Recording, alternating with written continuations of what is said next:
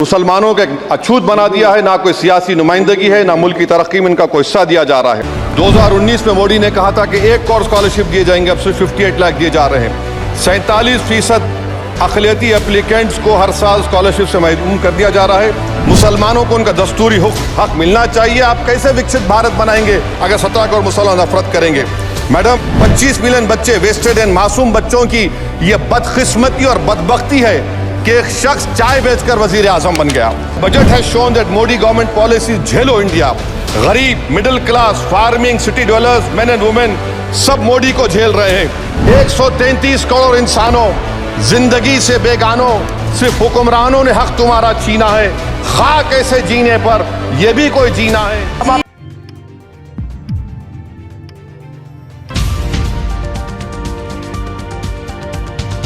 Madam, आपका शुक्रिया। Budget की स्पीच में फाइनेंस मिनिस्टर ने 4 बरादरियों का जिक्र किया। भारत की सबसे बड़ी अक़लियत मुसलमान है, 17 करोड़। मैं हुकूमत से जानना चाहता हूं कि क्या 17 करोड़ मुसलमानों में गरीब नहीं है, नौजवान नहीं है, किसान नहीं है, ख़वातीन नहीं है? वतन अजीज़ में सबसे गरीब मुसलमान है।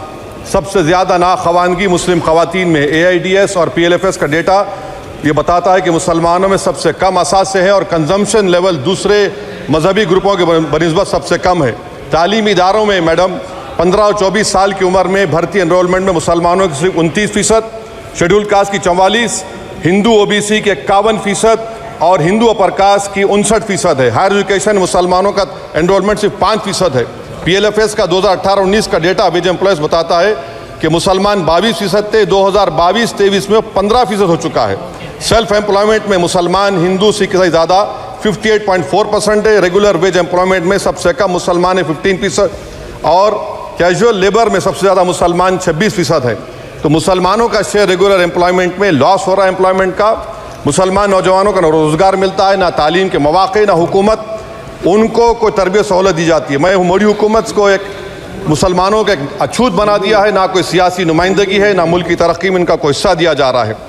मैं मैडम, माइनॉरिटी वेलफेयर मिनिस्ट्री में 2023-24 में 38% की बजट में कमी कर दी गई। 5,000 से 3,000 करोड़ कर दिया गया। इस साल के बजट में सिर्फ चंद 100 करोड़ का इजाफा किया गया, मगर 23-24 के बजट के लेवल पर पैसे मुख्तसर नहीं किए गए। ये मोदी हुकूमत की बदनीयती और झूठा कमिटमेंट है अक़लियतों के ताल्लुक से। तालीम के उस अक़लियती स्कॉलरशिप मैडम अक़लियतों के गरीब तलबा और तालिबात को दी जाती रकम में कमी कर दी गई। 2019 में मोदी ने कहा था कि 1 करोड़ स्कॉलरशिप दिए जाएंगे, अब सिर्फ 58 लाख दिए जा रहे हैं।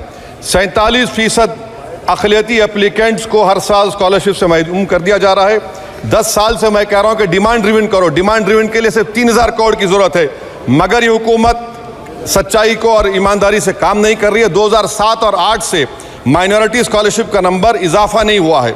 Pre matric scholarship madam Kundu committee ने कहा कि मुसलमानों में drop out rate primary level पर होता है, तो हुकूमत ने 9th क्लास से प्री मैट्रिक स्कॉलरशिप पैसे दे रही है। NDMC की इक्विटी मैडम 800 करोड़ एक मजाक है। PMGAV के में 910 करोड़ दिए गए।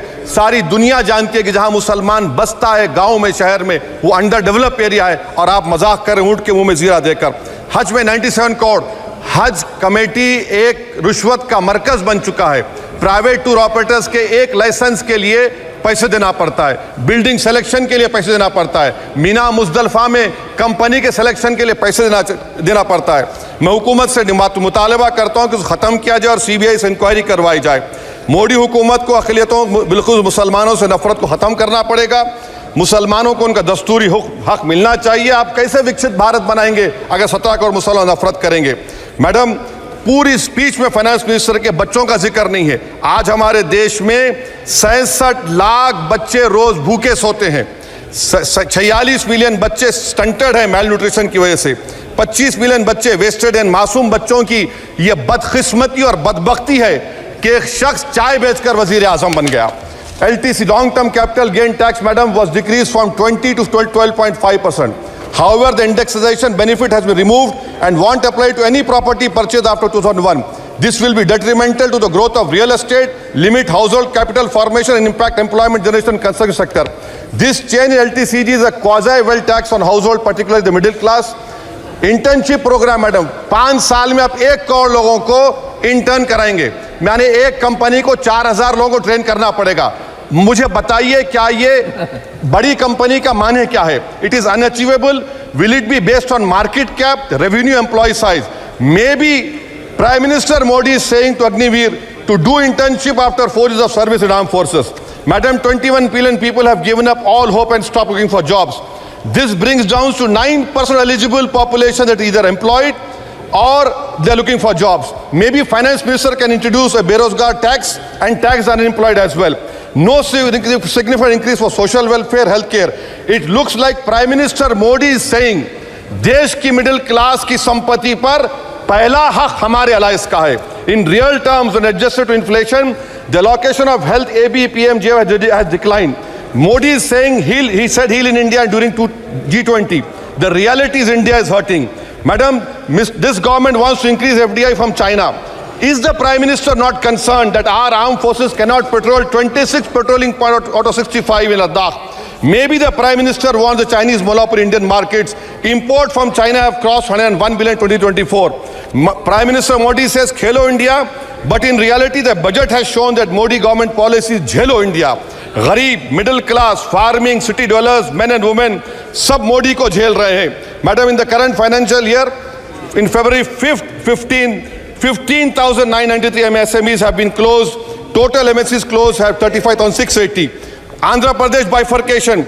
This parliament passed a law. For last 10 years, Modi government has shown their intellectual dishonesty in not giving ITR, IIM, Bayaram Steel Factory, Railway Ko Khazipet, recognition of Palmaru as National Irrigation Project. This shows intellectual dishonesty of this government. Madam, I end my speech by quoting a famous poet, and I'm amending certain verses. 133 crore इंसानों, जिंदगी से बेगानों, सिर्फ हुक्मरानों ने हक तुम्हारा छीना है. खाक ऐसे जीने पर यह भी कोई जीना है. बेशऊर भी तुमको बेशऊर कहते हैं. सोचता हो ये नादान कैसे हवा में रहते हैं. 133 करोड़ इंसानों, कब तक ये खामोशी? चलते फिरते जिंदानों, गरीब खवातीन, नौजवानों, किसानों से रोने की सदाएं आती हैं. जब शबाब पर आकर खेत लहलाता है, किसके नयन रोते हैं? कौन मुस्कुराता है? काश तुम भी समझो, काश तुम भी जानो किस कदर भयानक है जुल्म का ये ढब. देखो रख से आतिश व आहन देखते ही जाओगे, होश में ना आओगे. और अनएम्प्लॉयमेंट पर अभी बोला गया नौकरियां दे रहे हैं, तो शायर ने इनके बारे में अच्छा कहा कि फूल शाखों पर खिलने लगे तुम कहो, जाम जिंदों को मिलने लगे तुम कहो, चाक सीनों के सिलने लगे तुम कहो. इस खुली झूठ को, जहन की लूट को मैं नहीं मानता, मैं नहीं जानता. शुक्रिया मैडम. फिलहाल इन तस्वीरों में इतना ही दोस्तों. आगे फिर मुलाकात होगी आपसे किसी ऐसी खबर के साथ. तब तक के लिए जय हिंद, धन्यवाद.